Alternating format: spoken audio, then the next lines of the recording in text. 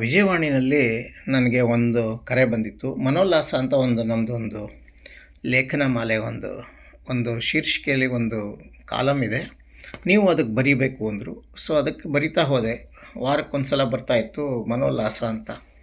ಆಮೇಲೆ ಇನ್ನೆಲ್ಲೋ ಒಂದು ಕಡೆ ಮತ್ತೊಂದು ಯಾವುದೋ ಒಂದು ಹೀಗೆ ಲೇಖನ ಮಾಲೆ ಬರೆದೆ. ಹೀಗೆ ಇವೆಲ್ಲನೂ ಸೇರಿಸಿದಾಗ ಒಂದು ಒಳ್ಳೆಯ ಸಾಲಿಡ್ ಪುಸ್ತಕ ಆಗುತ್ತೆ ಅನ್ನಿಸ್ತು. ವಿದ್ಯಾರಣ್ಯವರು ಯಥಾ ಪ್ರಕಾರ ಮುಂದೆ ಬಂದರು ಮಾಡ್ತೀನಿ ಅಂತ. ಯಾಕೆಂದರೆ ಅವರು ನನ್ನ ಗೆಳೆಯ. ನನ್ನ ಮೊದಲ ನಿರೀಕ್ಷೆ ಪುಸ್ತಕನ ಅವರು ಅಪ್ರೂವ್ ಮಾಡಿ ರಾಗಸಂಗಮದಲ್ಲಿ ಪ್ರಕಟಿಸದೇ ಹೋಗಿದ್ದರೆ ನಾನು ಈ ಕ್ಷೇತ್ರಕ್ಕೆ ಬರ್ತಿದ್ನೋ ಇಲ್ವೋ ಗೊತ್ತಿಲ್ಲ. ಯಾಕೆಂದರೆ ದೊಡ್ಡ ಡಿಸಪಾಯಿಂಟ್ ಆಗಿರೋದು, ನಾನು 2 ವರ್ಷ ಬರೆದು ಇಟ್ಟುಬಿಟ್ಟಿದ್ದೆ ಒಳಗಡೆ. ನನ್ನ ತಂಗಿ ಚೆನ್ನಾಗಿದೆ ಕೊಟ್ಟು ನೋಡು ಅಂದಾಗ ನಾನು ಕೊಟ್ಟಿದ್ದೆ ಇವ್ರಿಗೆ, ಸುಂದರರಾಜನ್ ಅವ್ರಿಗೆ, ರಾಗಸಂಗಮ ಇವರಿಗೆ ಮ್ಯಾನೇಜಿಂಗ್ ಡೈರೆಕ್ಟರ್ಗೆ.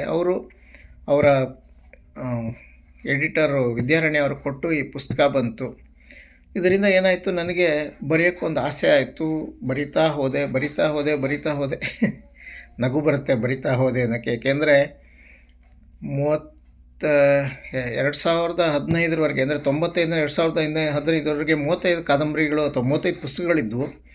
ಈಗ ಮತ್ತೆ 2015ರಿಂದ 25ಕ್ಕೆ ಆಗಲೇ ನಾನು 90ನೇ ಪುಸ್ತಕ ಮುಟ್ಟಾಗಿದೆ. 10 ಪುಸ್ತಕಗಳು ಅಲ್ಲಿ ಇಲ್ಲಿ ಇದೆ ಪ್ರಕಟ ಆಗಕ್ಕೆ ಸಿದ್ಧವಾಗಿ. ಅದರಿಂದ ಅನ್ನಿಸುತ್ತೆ, ಏಕೆಂದರೆ ಆವಾಗ ನಾನು ವೃತ್ತಿಲಿದ್ದೆ, ಆವಾಗ ಪ್ರವೃತ್ತಿ ಆಗಿತ್ತು ಬರೆಯೋದು. ನಿವೃತ್ತಿ ಆದಮೇಲೆ ಪ್ರವೃತ್ತಿನೇ ವೃತ್ತಿ ಮಾಡಿಕೊಂಡೆ. ಅದರಿಂದ ನನಗೆ ಎಲ್ಲಿ ಹೋದರೂ ನನಗೆ ಬೋರ್ ಆಗೋದಿಲ್ಲ. ಯಾಕೆಂದರೆ ಮೊದಲೆಲ್ಲ ಓದೋ ಹುಚ್ಚಿತ್ತು, ಈಗ ಬರೀ ಹುಚ್ಚು. ನನಗೆ ನಗು ಬರುತ್ತೆ. ಯಾಕೆಂದರೆ ಸದಾ ಏನಾದ್ರು ಬರಿತಾನೇ ಇರ್ತೀನಿ. ಉಪಯೋಗನೋ ಇಲ್ವೋ ಗೊತ್ತಿಲ್ಲ ಅಂತಲ್ಲ, ಯಾಕೆಂದರೆ ನಾನು ಬರೆಯೋದೇ ಇನ್ಫೋಟೈನ್ಮೆಂಟ್ ಅಂತ, ಇನ್ಫಾರ್ಮೇಷನ್ ಪ್ಲಸ್ ಎಂಟರ್ಟೈನ್ಮೆಂಟ್. ನನಗಿಷ್ಟ ಆಗಿ ಚೆನ್ನಾಗಿದೆ ಅನಿಸಿದ್ರೆ ಮಾತ್ರ ನಾನು ಮುಂದಕ್ಕೆ ಬರಿತೀನಿ. ಹಾಗಾಗಿ ನಮ್ಮ ಬದುಕಿನ ಬಿಂಬ ಈ ಪುಸ್ತಕ ಕೂಡ ನನಗೆ ಇಷ್ಟವಾಗಿದೆ. ಯಾಕೆಂದರೆ ಇದರಲ್ಲಿ ಅನೇಕ ನೀತಿಗಳಿದೆ. ಯಾರು ಓದ್ತಾರೆ ಬಿಡ್ತಾರೆ ಅಂತಲ್ಲ, ನಾನೇ ಓದಿದ್ದೀನಿ, ಸಂತೋಷಪಟ್ಟಿದ್ದೀನಿ.